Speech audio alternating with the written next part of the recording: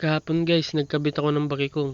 Ganyan ang ginagawa ko kapag may malaking tubig. At kapag wala naman laki ng tubig, nangahapin ako dun sa ilog. Sa ganung paraan nga ako nakakalibre ng mga pang-ulam. Kaya palaging sariwa ang may ulam mo dito kapag nandito ka sa probinsya.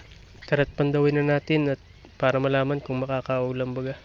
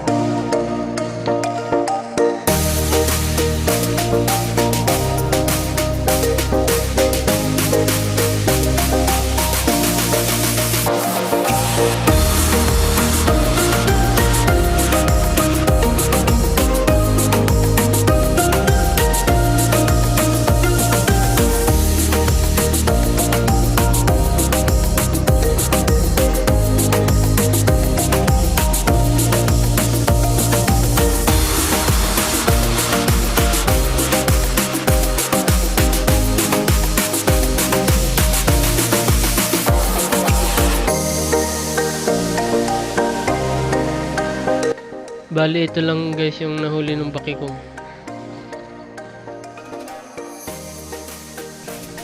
Ito guys, luto na yung hipon. Kain tayo.